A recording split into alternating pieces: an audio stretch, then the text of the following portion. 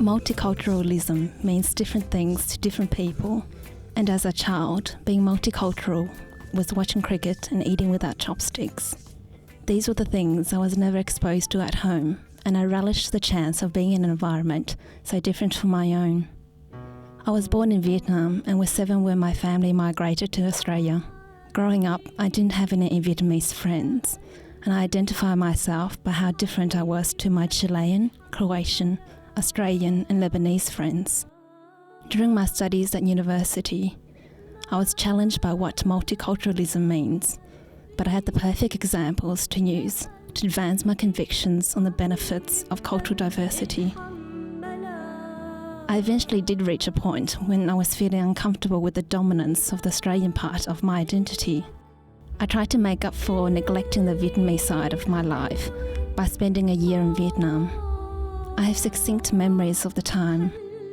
The fields in Dalat, the hustle and bustle of life in Hanoi, and suntanning at Halong Bay.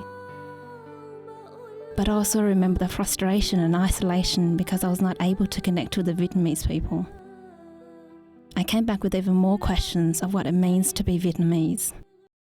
2005 marks the 30th year since the communists take over Vietnam, and also the beginning of Vietnamese settlement in Australia.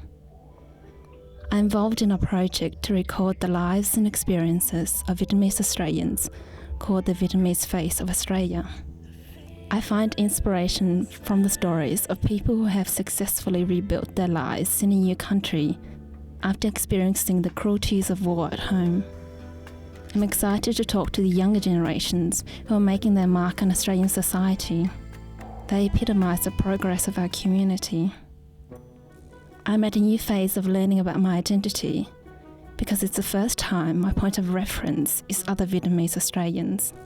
I don't know what my final conclusion will be, and I suppose in a lifelong project that doesn't matter so much. It is no longer just about finding myself. I intend to devote my life to learning about other people's search for their identities.